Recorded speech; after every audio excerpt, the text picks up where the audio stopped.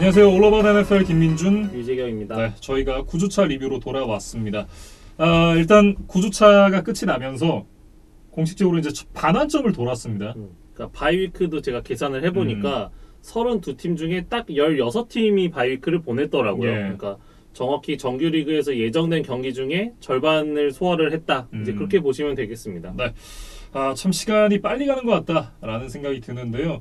지금 반가운 소식이 또 하나 있습니다. 아마 많은 팬분들이 이제 소식을 접하셨을 만한 네. 그 톰 브레이디 다큐가 곧 이제 방송을 앞두고 있다고 해요. 현지 시간으로 이제 11월 16일에 릴리즈가 된다라고 하고요. 제목은 맨 인 디 아레나입니다. ESPN 플러스를 통해서 나간다고 하는데 이게 디즈니 플러스가 이제 우리나라에 들어오잖아요. 디즈니 플러스를 통해서 볼 수 있을지 없을지는 한번 좀 여부를 확인을 해봐야 될 것 같고요.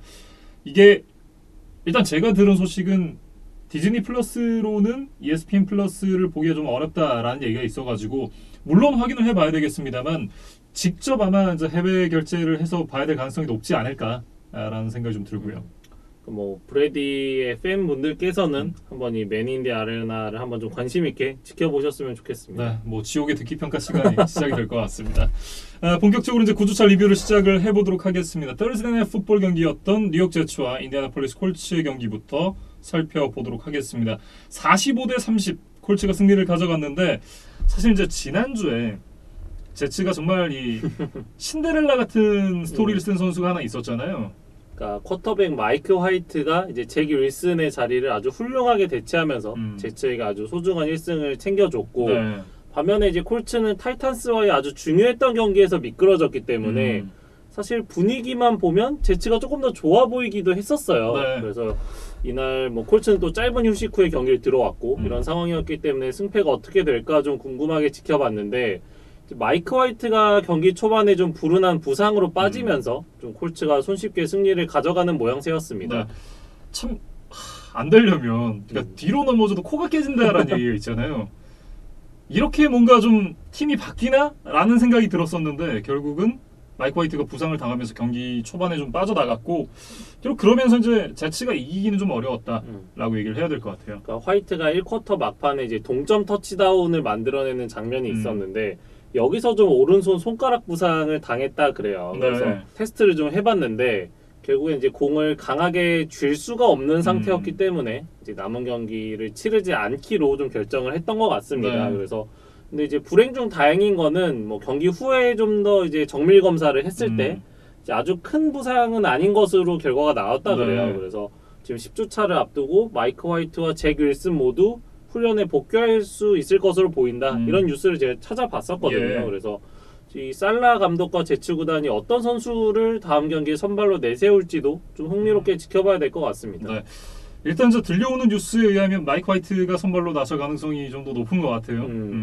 뭐 일단은 이 신데렐라에게 한 번 더 기회를 주는 것 같습니다. 네. 그래서 뭐 다음 경기 결과를 지켜봐야 될 것 같고 그 남은 경기에는 이제 만 35세 베테랑 조시 존슨이 이제 대신 나섰어요. 근데 네. 이 선수는 뭐 커리어 내내 선발 출장 경기가 10경기도 채 되지 않을 정도로 뭐 나이는 좀 있지만 경험은 많지 않은 선수였다. 그리고 이제 AAF나 XFL 같은 좀 하부 리그를 전전을 하다가 이제 이날 모처럼 NFL 레벨에서 경기를 치를 수가 있었어요. 네. 그래서 뭐 나름 고군분투하기는 했지만 어떤 팀의 러싱 디펜스가 너무 무너진 상황에서 존슨이 좀 역전을 만들어내기에는 어려웠습니다. 네. 결국 이제 이 잭 윌슨 선수가 픽값이 있잖아요. 이 선수에게 높은 1라운드 픽을 사용을 했기 때문에 쉽게 버리기는 어려울 거란 말이에요. 그렇다라고 한다면 마이크 화이트 선수가 어쨌든 제한된 기회 속에 훨씬 더 좋은 모습을 보여줘야 된다라는 생각이 들거든요. 그러니까 저희가 예전에 이대호 선수가 메이저리그 진출했을 때도 어떤 계약 조건이 안 좋기 때문에 뭐 시범 경기에서 월등한 성적을 보여주지 않으면 로스터에 올라가기 힘들 것이다 이런 이야기를 했었는데 실제로 그 월등한 모습을 보여주면서 이제 개막 엔트리에도 들고 나름 존재감이 있는 1년을 보냈었잖아요. 네, 그래서 이 마이크 화이트에게도 좀 비슷한 상황이 적용되고 있다. 저도 그렇게 생각이 들고 이날 제츠는 사실 뭐 쿼터백 이슈 외에도 핵심 세이프티 마커스 메이가 아킬레스 부상으로 시즌 아웃 판정을 받고 말았어요. 그래서 현재 제츠의 어떤 세컨더리 선수 중에서는 가장 그래도 클래스가 있는 선수였는데 이 선수가 지금 남은 시즌 나올 수가 없다. 이거는 좀 안타까운 소식이고 사실 이 메이가 5번째 시즌을 보내고 있었던 선수인데 네. 지금 현재 제츠 로스터에서 제츠 소속으로 뛴 기간이 가장 길었던 선수라고 해요. 그러니까 지금 제츠의 선수들 중에 6년 이상 지금 팀에서 근속을 하고 있는 선수가 없는 거죠. 쉽게 그렇죠. 얘기하면. 네. 그러니까 참 그동안 얼마나 프랜차이즈 스타가 없었는지 그리고 얼마나 많은 FA 계약과 트레이드, 드래프트들이 대부분 실패로 돌아갔는지를 좀 알 수 있는 대목이었습니다. 그나마 최근에 좀 잘 나가던 선수가 자발 아담스였는데 뛰기 싫다라고 이제 얘기를 하면서 팀을 떠났잖아요. 그러니까 그런 부분들이 기량이 이제 선수의 기량과는 별개로 팀의 기량이 올라오지 않으면 이 좋은 선수들을 계속해서 붙잡아두고 유지하기 어려운 것 같아요. 그렇죠. 선수들은 이제 이기고 싶으니까. 그렇죠. 네. 네. 네, 그런 부분들이 결국은 이제 이 제츠가 앞으로 좀 바꿔 나가야 될 숙제가 아닌가라는 생각이 들고요. 그러니까 뭔가 한두 명의 영웅이 나타나서 어떤 한 번에 좀 흐름을 바꿔줘야 될 것 같아요. 그래서 제길슨이나 마이크 화이트가 그 역할을 할 수 있을지 좀 지켜보겠습니다. 네. 백마탄 초인이 과연 이제 마이크 화이트 선수가 될 수 있을지 한번 지켜봐야 될 것 같고요. 콜츠 얘기를 좀 해보도록 하겠습니다. 조나단 테일러가 정말 어마어마한 이 퍼포먼스를 올 시즌에 보여주고 있거든요. 이날도 이제 조나단 테일러의 활약으로 이제 승리를 가져갔다라고 말씀을 드려야 될 것 같은데 이날 172 러싱 야드에 2개의 터치다운, 거기다 28 리시빙 야드까지 더하면서 200 스크리미지 야드를 채웠고 지금 9주차가 끝난 이 시점에 이 스크리미지 야드로는 NFL 선수 중 가장 많은 스크리미지 야드를 기록을 하고 있습니다. 그리고 이제 데릭 헨리가 뭐 장기간 부상을 당했기 때문에 이 테일러가 높은 확률로 지금 리그 러싱 리더 타이틀도 가져갈 가능성이 있어 보이거든요. 현 시점도 실질적인 러싱 리더죠. 2위니까. 네. 그러다 보니까 지금 테일러의 지금 2년차 시즌이 아주 무섭다 이렇게 좀 이야기를 해야 될 것 같고 네. 이날 그 3쿼터 중반에 78야드 러싱 빅플레이 터치다운이 또 하나 있었어요. 그러면서 스코어가 42대 10이 되면서 뭐 그 이후로는 이제 거의 가비지 타임으로 흘러갔다. 그렇게 좀 보면 되겠습니다. 네. 결국 이제 이 러닝백들이 좋은 활약을 할 수 있는 데는 오라인의 어떤 그 뒷받침이 필수 불가결한 부분이잖아요. 그런 부분을 좀 생각해 봤을 때 오라인이 얼마나 좋은 활약을 하고 있나 그런 것이 좀 느껴지고 나이마인즈 선수도 이제 이날 이제 100 스크리미지 야드를 넘겼습니다. 그리고 카슨 웬츠 선수가 러싱이 워낙 뭐 잘 풀리다 보니 굳이 패스를 할 필요가 거의 없었다. 필요한 순간에만 나타나서 이제 3개 터치다운 패스를 던져줬고 뭐 상대가 이제 러싱을 막는데 좀 혈안이 돼 있었다 보니까 어떤 뭐 압박이나 이런 견제 없이 좀 편안하게 경기를 풀어가는 모습이었습니다. 네. T.Y. 힐튼 선수가 이날 이제 뇌진탕 때문에 나오지 못했었는데 사실 그 공백 자체가 느껴지지 않았던 경기였어요. 이제 마이클 피트맨이나 뭐 잭 파스칼 뭐 이런 선수들이 좀 그 빈자리를 채워줬고 또 이 웬츠가 잭 도일에게 던졌던 셔블 패스 터치다운이 또 인상적이었어요. 사실 이거는 상대 수비도 속았고 그렇죠. 현지 중계 카메라도 속았거든요. 네. 그래서 사실은 몇 주 전에 그 램스전에서 이 웬츠가 셔블 패스를 시도하다가 그 에런 도날드에게 교통사고를 팀 동료가 당하면서 이 뜻을 이루지 못했던 그 장면이 있었는데 그때 이제 풀지 못했던 한을 이번에 좀 깨끗하게 이제 풀어냈다. 이렇게 좀 말씀을 드리겠습니다. 네. 그리고 수비에서는 이제 데리어스 레너드 선수가 이름값을 해줬습니다. 펌블 하나를 유도를 해내면서 제 역할을 해줬는데 현지에서는 이제 지금 콜츠가 성적이 안 나오고 있잖아요. 그렇다 보니까 1라운드 픽을 아끼기 위해서 카슨 웬츠를 벤치에 앉혀야 된다. 이런 얘기들이 좀 나오고 있거든요. 그러니까 저희가 시즌 전에도 말씀드렸지만 이 카슨 웬츠의 트레이드가 이제 조건부 드래프트 픽을 걸고 이제 거래가 이루어졌었어요. 맞아요. 그래서 웬츠가 70% 이상의 스냅을 소화를 하면서 팀을 플레이오프로 이끌거나 아니면 플레이오프에 올라가지 못하더라도 75%의 스냅을 소화하면 콜츠가 이글스에게 1라운드 픽을 좀 내줘야 되는 상황이거든요. 네.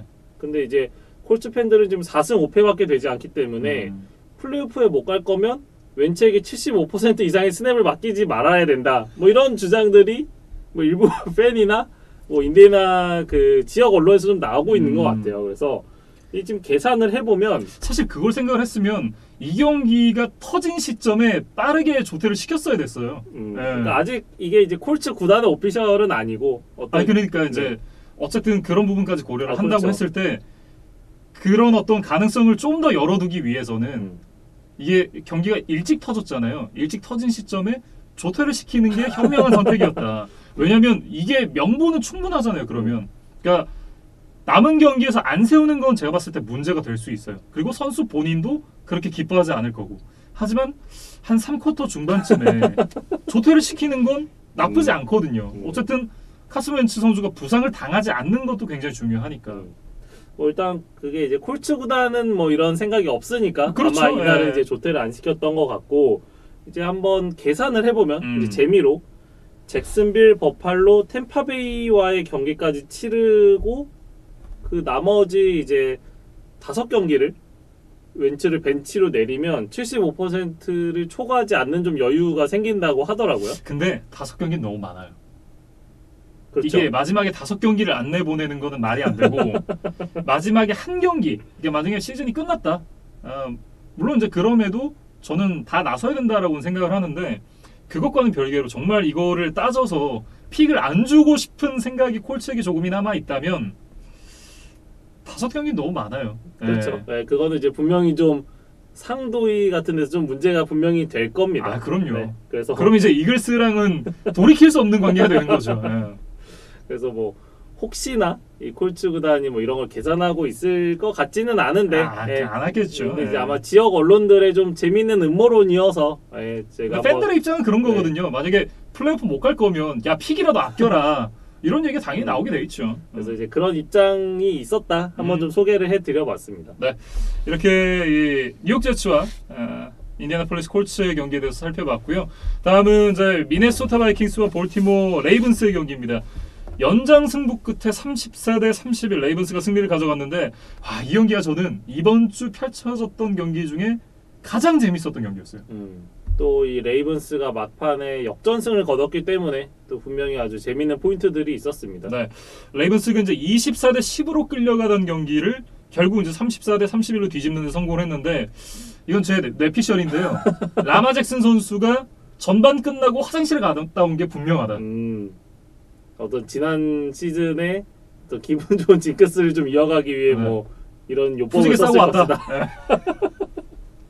뭐 한번 라마넥스에게 물어봐야 될 것 같고 볼티모어가 사실 이날 승리까지 포함해서 지금 이제 6승 2패가 됐어요. 그런데 그 중에 3번이 후반에 2자릿수 점수 차로 뒤지고 있던 경기를 뒤집은 것이었다. 이런 좀 재미있는 기록이 있어요. 그래서 앞선 칩스전, 콜츠전에 이어서 이날 바이킹스전까지 이렇게 이제 큰 점수 차를 늦은 시간에 이제 뒤집었는데 사실 우리가 레이븐스라고 하면 이제 러싱 공격을 좀 위주로 풀어나가는 팀이기 때문에 어떤 리드를 지키는 데는 좀 적합하지만 어떤 역전을 만드는 데는 좀 힘이 붙일 것이다라는 뭐 일종의 편견이라고 해야 될까요? 그렇죠. 뭐 그런 걸 좀 가지고 있었는데 적어도 이번 시즌만큼은 이 볼티모어가 그렇지 않다는 거를 좀 보여주고 있다. 그런 얘기를 좀 드려야겠어요. 네. 후반에 이제 정말 무섭게 몰아쳤던 볼티모어 레이븐스였는데 후반에 마지막에 이제 이 연장으로 이어지는 드라이브를 제외를 하고 나면 3번의 드라이브를 모두 터치다운으로 가져갔거든요. 그러면서 이제 압도적인 어떤 화력을 좀 보여줬었던 볼티모어 레이븐스였고 일단 이 추격하는 상황에서 정말 열심히 던지고 달렸던 라마 잭슨 선수를 칭찬을 해야 될 것 같습니다. 전반 스탯이 17번의 패스 중에 8개밖에 성공되지 않았고요. 65야드에 터치다운 하나, 인터셉션 하나였거든요. 굉장히 실망스러웠죠. 네. 근데 후반전 스탯이 18번 패스 시도에 14번 성공, 134야드에 2개 터치다운이었으니까 전반과 후반은 완전히 다른 선수였다. 그러니까 제가 앞서 그 화장실에 다녀온 것 아닌가라는 말씀을 드렸던 이유도 바로 이것 때문이에요. 그리고 이 패싱은 좀 이렇게 극과 극이었던 반면에 또 경기 내내 아주 잘 달려줬어요. 120야드를 달리면서 이제 반격의 선봉장 역할을 했었고 물론 이제 연장전에 가서 인터셉션을 기록을 하면서 좀 오게티가 남긴 했었지만 라마 잭슨이 없었다면 뭐 결국은 역전승도 없었다.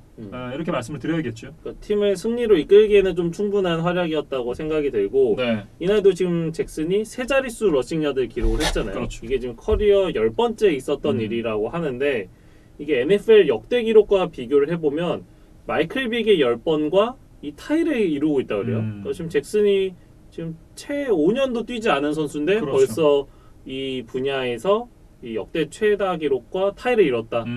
기록 경신뿐만 아니라 이 다른 후배 선수들이 좀 넘을 수 없는 어떤 4차원의 벽 같은 그런 기록을 만들어낼 수도 있겠다. 그런 생각이 좀 듭니다. 네.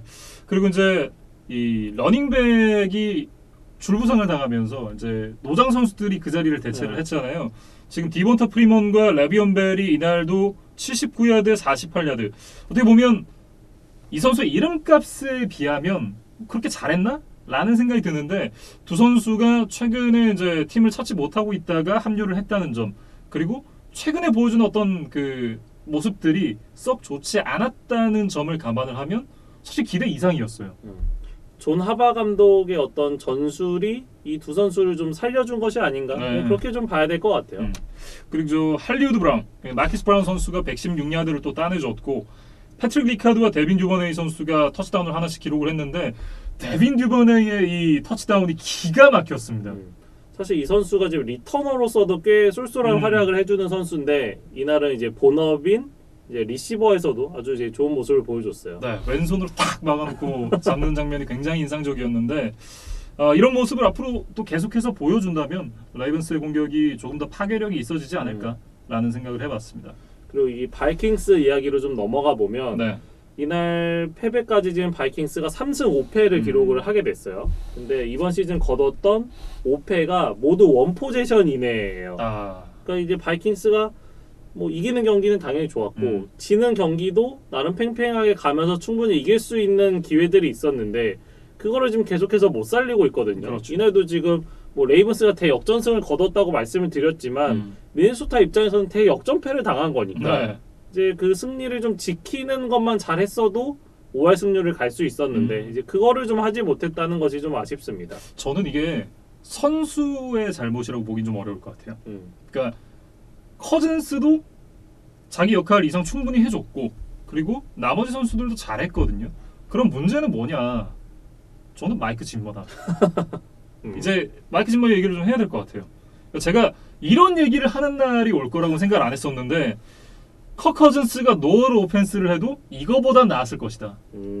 그냥 커즌스에게 맡기는 것이 차라리 더 결과가 좋았을 것이다. 네. 뭐 저도 충분히 일리 있는 지적이라고 생각이 들고 진짜 제가 이런 얘기를 제가 다시 말씀드리지만 제가 이런 말씀을 드리는 날이 올 줄 몰랐어요. 그렇죠. 이 정도까지 이야기를 했다면 정말 진심이라고 좀 네. 생각을 해주셔야 될 것 같습니다. 뭐 어쨌든 이 커크 커즌스가 사실 이제 노들 오펜스를 해도 이것보다 잘하겠다라는 이제 얘기는 경기를 보는 내내 좀 그런 생각이 들었어요. 오늘 오라인이 굉장히 단단한데 평소보다 좀 잘하는데 라는 생각이 들었었어요. 그러니까 오라인이 이날 이 색을 하나도 허용하지 않았거든요. 사실 이제 커크 커즌스 뭐 큐비트가 없진 않았습니다만 일단 색을 하나도 당하지 않았다는 것, 그것 자체로 좀 의미가 있는 것 같고 그 패스를 하려고 하는 상황에서 패스 프로텍션도 꽤 나쁘지 않았거든요.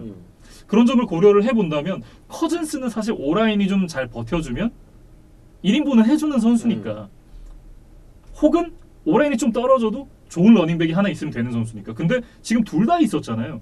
그런 점을 감안을 하면 오히려 커크 커즌스가 하는 게 더 나았겠다라는 생각이 진짜 들었습니다.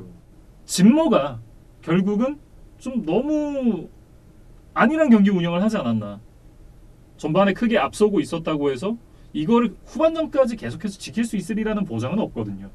또 이제 상대가 레이븐스라는 점을 감안하면 이제 분명히 좀 끝까지 조심을 하고 이 시간을 태우는 데 좀 집중을 했었어야 되는데 네. 그런 것들이 좀 잘 되지 않았던 것 같고 지키는 데 좀 집중을 했었어야 됐다라고 이제 말씀을 해주셨는데 이날 델빈 쿡 선수가 110야드 러싱에 12야드 리시빙 122야드를 따냈거든요.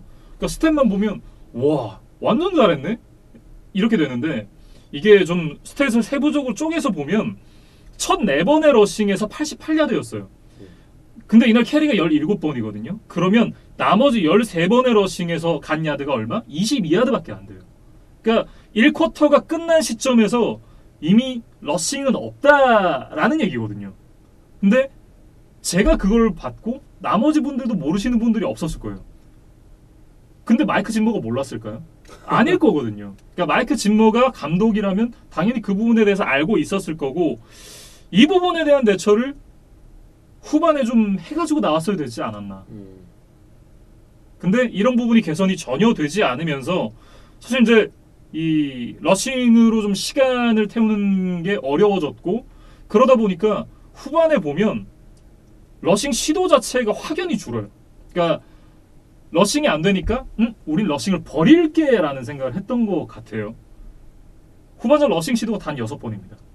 그러니까 사실 전반에 많은 점수 차로 이기고 있었던 팀의 기록이라고는 좀 납득이 안 되는 이제 그런 수치예요. 네, 그러니까 아무리 러싱이 안 되는 건 알겠어요.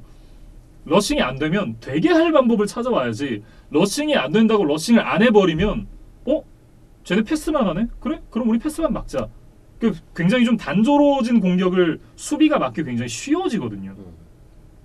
근데 그거를 산전수전 다 겪은 또 존 하바 감독이 모를 리가 없단 말이죠. 이게 마이크 젠머 감독의 어떤 운영 실패다. 저는 그런 결론을 좀 내봤습니다. 그리고 사실 이제 바이킹스의 스킬 플레이어진에서 뭐 델빈 쿡만큼이나 파괴력이 있는 것이 저스틴 제퍼슨인데 이날은 이제 제퍼슨에 대한 활용도도 그렇게 높지를 않았던 것 같아요. 그러니까 제퍼슨 선수가 못하지 않았습니다만 제퍼슨 선수에게 공이 더 갔어야 된다. 이날 후반전에 제퍼슨에게 간 패스가 딱 2개였거든요. 그중 캐치가 하나였습니다.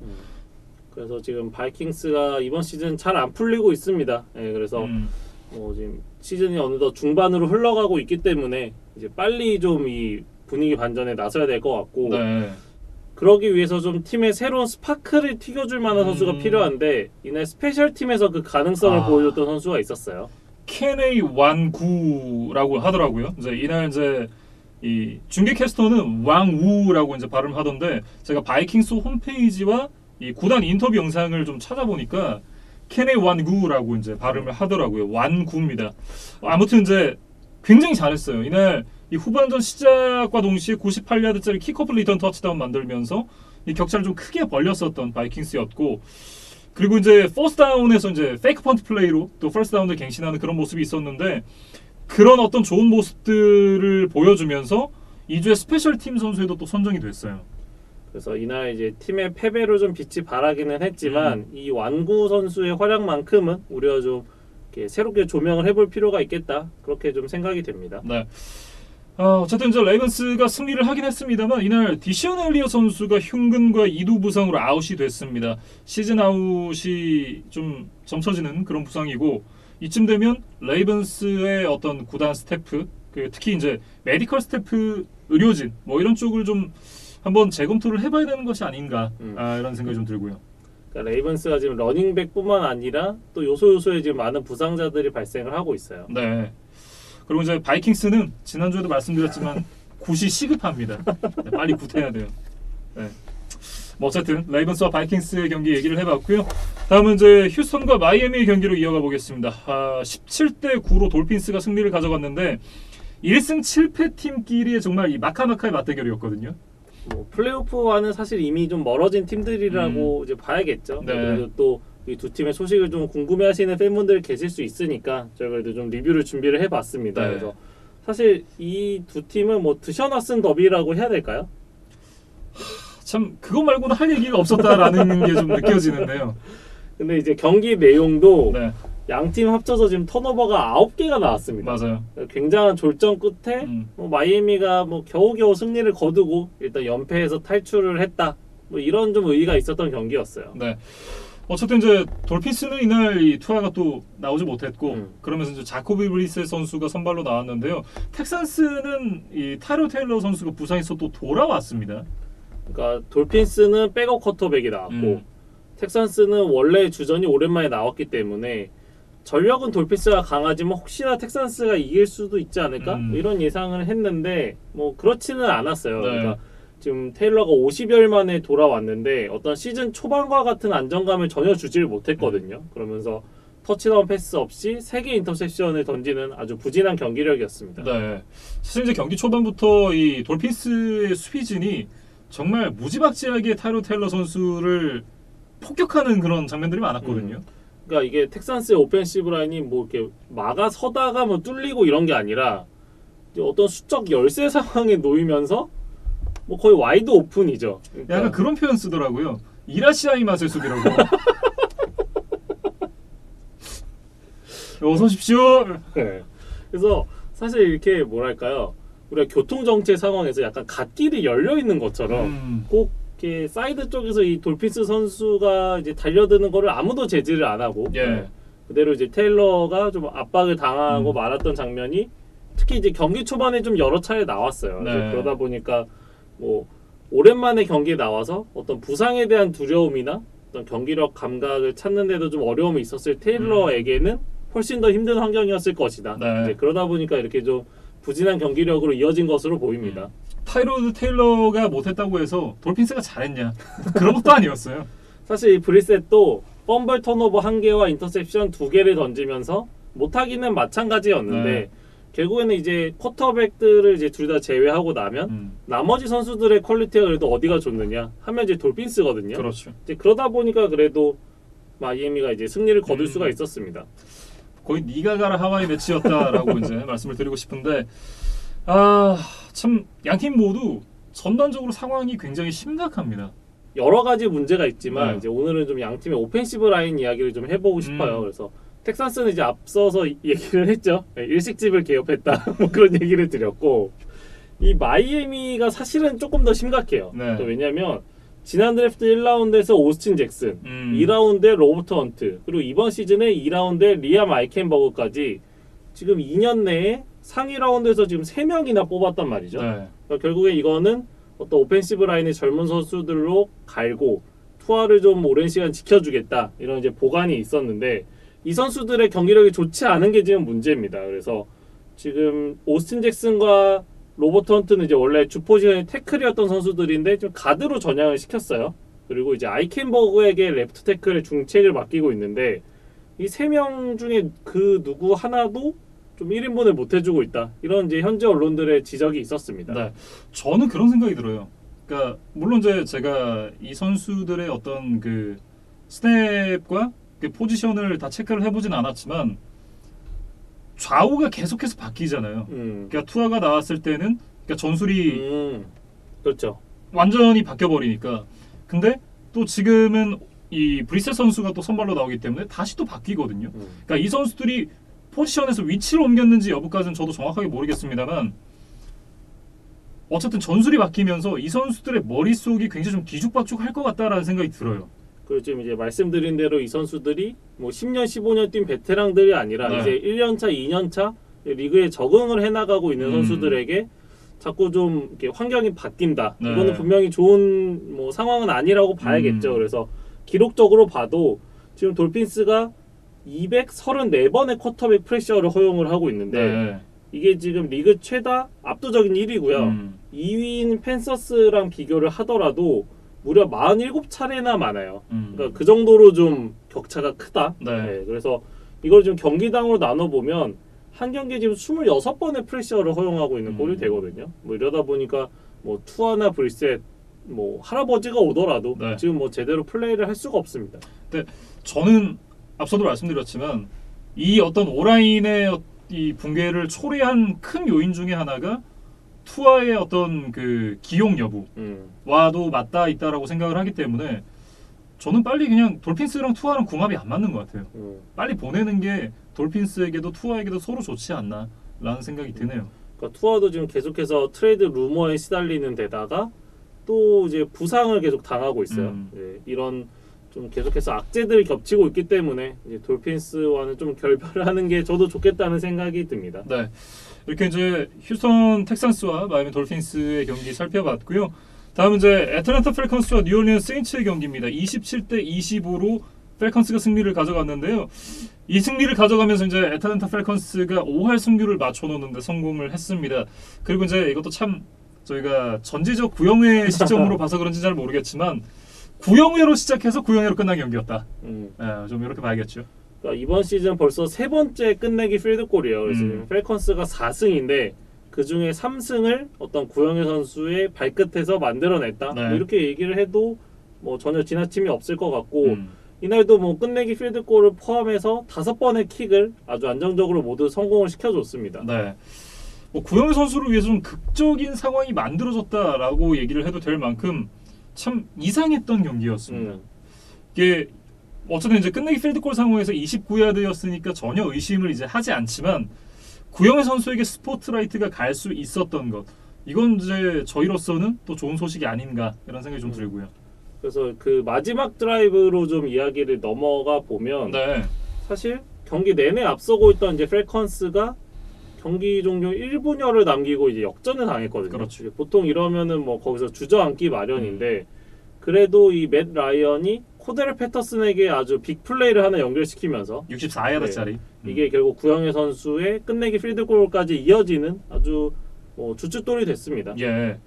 그리고 이제 이날 그 패스가 사실 굉장히 급박한 상황이었잖아요. 시간도 한 30여 초밖에 남아있지 않았었고 그런 부분을 생각을 한다면 오랜만에 좀 매티 아이스다운 모습을 보여준 게 아닌가라는 생각을 좀 해봤었고요.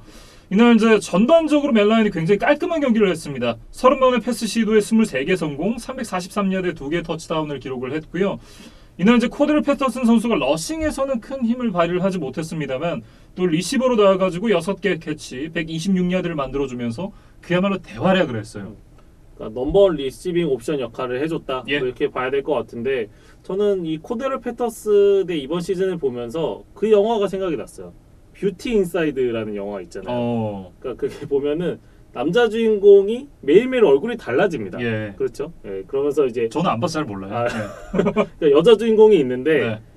오늘은 뭐 A라는 배우의 얼굴로 나타났다가 같은 사람인데 내일은 B로 나타나요. 예. 그러면서 이제 처음에 혼선을 겪지만 뭐 결국엔 사랑을 한다 이런 내용인데 아. 이 코데르 패터슨이 어떤 경기에는 러닝백으로 나왔다가 네. 어떤 경기에는 리시버로 나타나고 음. 또 어떤 경기는 리터너로서 또 맹활약을 해주기도 하거든요. 그렇게 지금 이 여러 포지션에서 좀 좋은 모습을 보여주고 있다. 뭐 이런 이제 비슷한 좀 연결고리가 생각이 나서 말씀을 드려봤습니다. 삼도류인가요? 뭐 어쨌든 패터슨이 굉장히 좋은 활약을 이번 시즌에 이어가고 있고 3년차를 맞는 리시버 올라마이드 자키우스 역시 캐치는 많지 않았지만 3개 캐치 58야드에 2개 터치다운을 만들어내면서 통산 첫 번째 멀티 터치다운 경기를 만들어냈습니다. 그래서 패터슨과 자키우스가 리들레이 공백을 메웠다. 그렇게 좀 정리를 하겠습니다. 네. 그리고 이제 이날 전반적으로 패스 디펜스가 굉장히 좋았었는데요. 수비진이 11개의 패스 굴절을 만들어내면서 트레버 시미언 선수가 굉장히 어려운 경기를 했었고 특히나 이제 전반에는 이 트레버 시미언의 오는 볼 줄기를 거의 다 막았어요. 그러면서 세인츠가 전반에 이 경기를 풀어가기 굉장히 어려웠었는데 다만 이제 그 수비를 하는 시간이 많아지고 그런 스냅을 많이 받다 보니까 후반에는 좀 지치는 듯한 모습이 있었습니다. 그러면서 한때는 이제 역전까지 허용을 했었던 이 펠컨스였는데 이 경기를 보면서 저 그 생각이 들었어요. 어디서 많이 본 것 같은데. 그렇죠. 네. 사실 그 펠컨스의 어떤 고질병 중에 하나가 이 팀에 지금 믿을 만한 러싱 공격을 해줄 만한 선수가 없기 때문에 네. 이제 리드를 한 경기 막판에 이 시간을 태우는데 계속해서 좀 어려움을 겪고 있거든요. 예. 그래서 이날도 보면 11점 차 앞서고 있었던 경기 종료 8분을 남긴 상황에서 두 번의 공격을 모두 3&아웃으로 끝내고 말았어요. 이제 예. 그러면서 세인츠에게 좀 역전을 허용하는 빌미를 제공을 했다. 이제 저도 그렇게 좀 적어왔습니다. 더군다나 이제 후반부에 런더볼이 좀 안 되면서 시간을 태우는데 굉장히 좀 어려움을 겪었었고 말씀해 주셨던 대로 이제 그렇게 역전을 허용하고 말았는데 결국 그러다 보니까 이 슈퍼볼 50일의 어떤 그 추격을 허용하는 상황과 굉장히 유사하지 않았나 그런 생각이 좀 들었었고요. 일단 다음 주에 댈러스 원정 그리고 다다음 주에 패트리어츠와의 경기를 치르게 되는 펠컨스입니다. 두 경기 다 만만치가 않습니다. 그러니까 펠컨스가 지금 4승 4패로 생각보다 선전하고 있기는 하지만 지금 다음 주 다다음 주 일정이 만만치 않기 때문에 조금 더 이제 준비를 잘 해야 될 것 같습니다. 네. 그럼 이제 세인츠 얘기로 좀 넘어가 보도록 하겠는데요.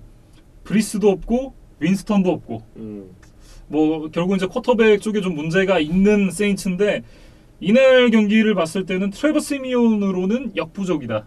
저는 그런 생각이 좀 들었고 후반에 물론 이제 역전을 만들어내면서 따라붙긴 했었지만 일단 펠컨스가 상대였다라는 점을 좀 감안할 필요가 있고 그것도 초반에 이제 수비들이 지치기 전에는 웬만해서는 다 막혔다.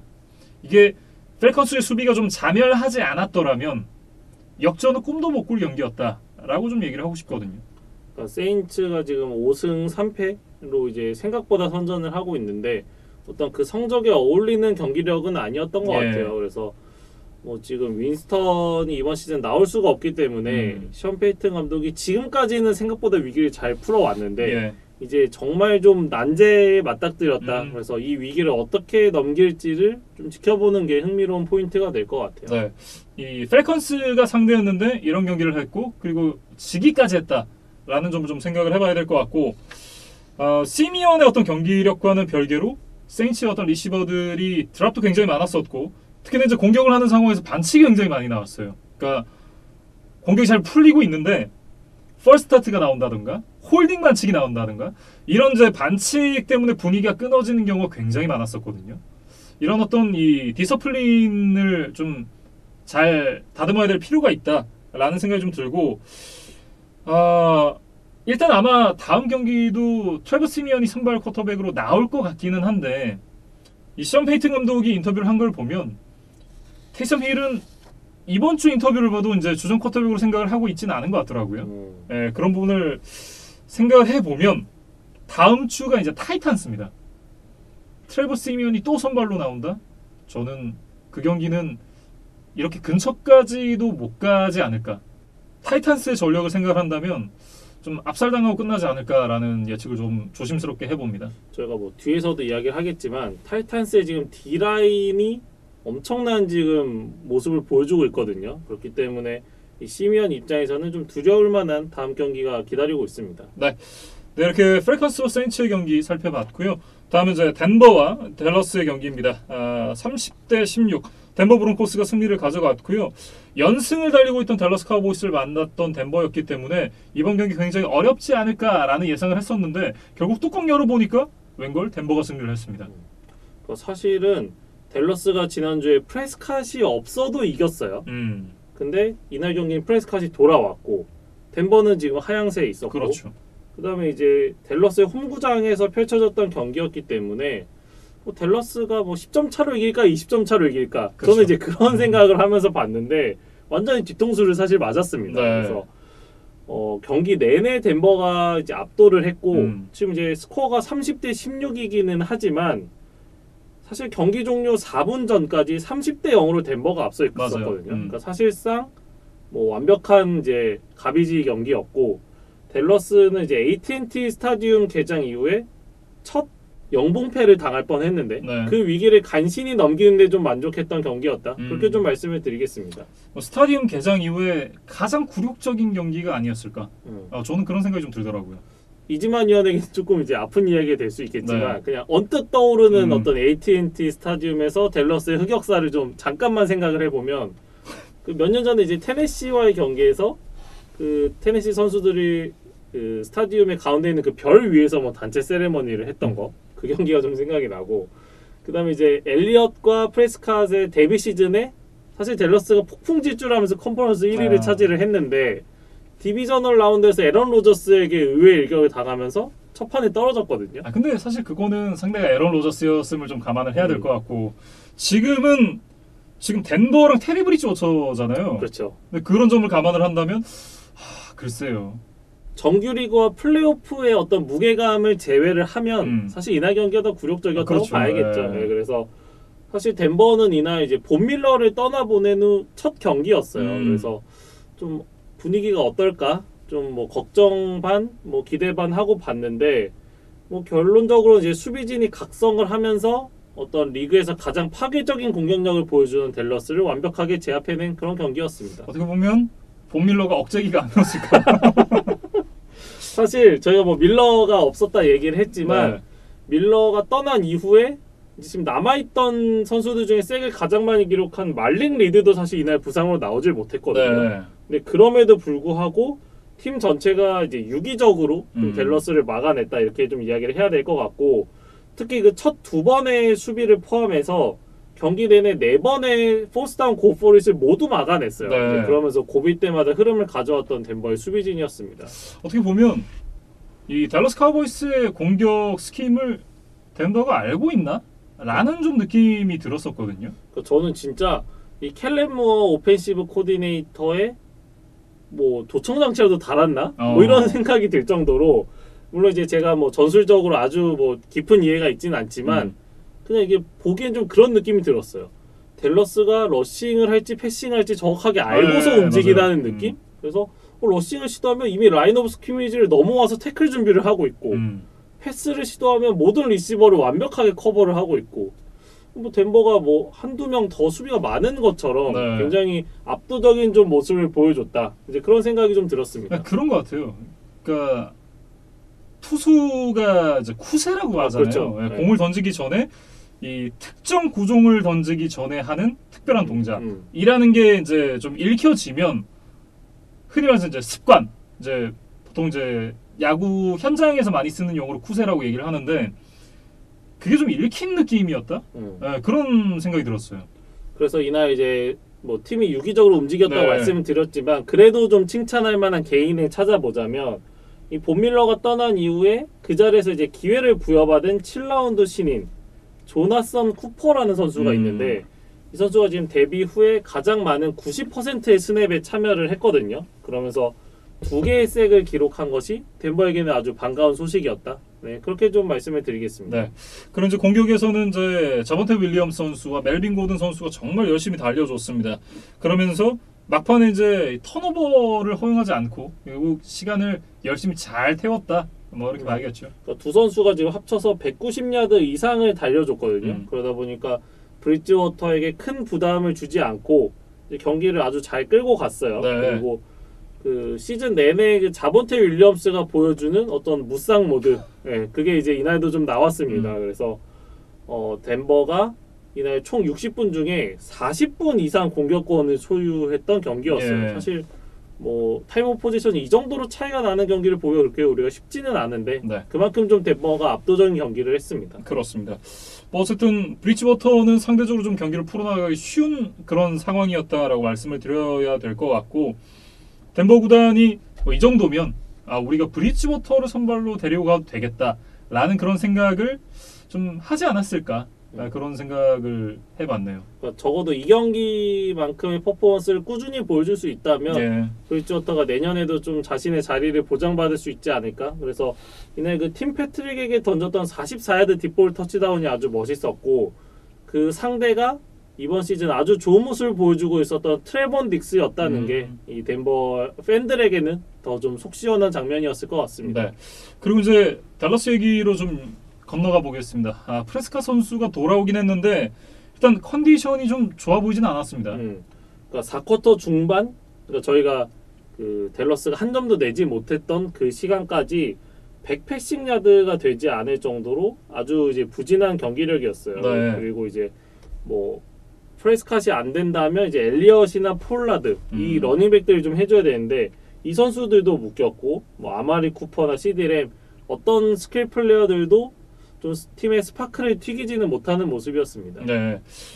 그나마 이제 팀의 유일한 위안이라고 한다면 역시나 뭐 마이크 파슨스 선수겠죠. 뭐 이날도 2.5개 색, 3개 태클 포 로스를 기록을 했습니다. 그래서 뭐 가장 강력한 이제 올해 루키 수비 선수 상을 받을 것이 뭐 유력하지 않나 네. 그렇게 생각이 돼요. 사실 이제 이날 좀 굉장히 보기 드문 장면이 하나 있었는데 어떻게 보면 댈러스 카우보이스 선수들이 그것 때문에 좀 맛이 간 것이 아닌가라는 생각이 들 만큼 이 플레이 자체가 굉장히 좀 보기 드문 플레이였습니다. 그러니까 상황 설명을 좀 해드리면 일단 덴버가 4th and 14 자기 진영 17야드 지점에서 이제 펀트를 시도를 했어요. 네. 근데 이게 댈러스의 스페셜 팀에 의해서 펀트 블락이 됐습니다. 그렇죠.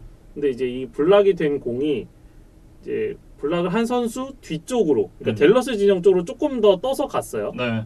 그래서 댈러스의 다른 선수가 이거를 이제 리커버리를 하려고 시도를 했는데 이 선수의 몸에 맞고 다시 한번 이제 공이 튕겨져 나갔습니다. 그렇죠. 그래서 그때서야 이제 덴버 선수가 공을 잡았고 이제 전진을 시도를 했지만 결국 퍼스트 다운 마커를 넘어가지 못하고 붙잡혔어요. 네. 그래서 사실 저는 덴버가 공을 잡기는 했지만 어쨌든 퍼스트 다운 마커를 못 넘었고 맞아요. 이미 이게 포스트 다운 상황이었기 때문에 그 지점에서 댈러스의 퍼스트 다운 공격권이 되는 것이 아닌가라고 생각을 했어요. 저도 똑같이 생각을 했거든요. 그리고 저희뿐만 아니라 댈러스 선수들도 그렇게 생각을 했던 것 같아요. 그래서 그 댈러스 선수들도 막 이렇게 기뻐하는 장면이 있었는데 맞아요.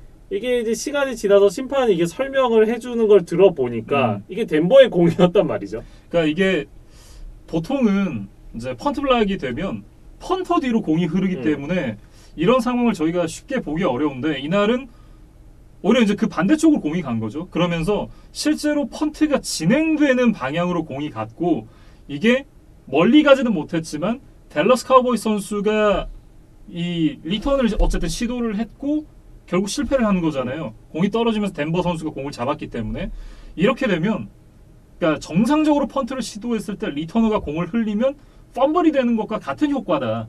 뭐 쉽게 말해서 이제 그렇게 좀 정리가 되는 것 같더라고요. 그러니까 규정을 살펴보면 이 라인 오브 스크리미지를 넘어서서 리턴 팀이 공을 터치한 순간 그 이후에는 누구든 이제 공의 소유권을 가질 수 있다. 펌블이죠. 이렇게 적혀져 네. 있어요. 그래서 이게 퍼스트 다운 마커 기준이 아니라 라인 오브 스크리미지 기준이었다. 이걸 이제 저희도 그렇고 델러스 선수들도 좀 간과를 했던 것 같습니다. 그러니까 그래서 중립적인 입장에서 보면 저희가 그래? 하고 지나갈 일이지만 이게 어느 한쪽의 입장으로 이제 감정이입을 하게 되잖아요. 만약에 댈러스 팬, 이게 이진만 위원의 어떤 머릿속으로 들어가 생각해 본다면, 이거 물론 이제 진만이 형은 알고 있었겠죠.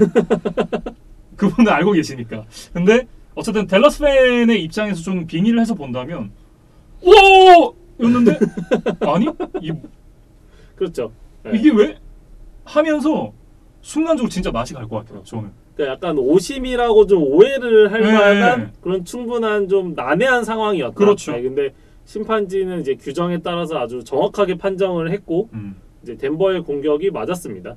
그러니까 이 플레이 하나가 사실 이제 정말 깔끔하게 플레이가 됐더라면 차라리 펀트 블락이 없이 펀트하는 상황에서 공을 흘렸으면 그렇게까지 선수들 마음에 좀 안 남지 않았을까.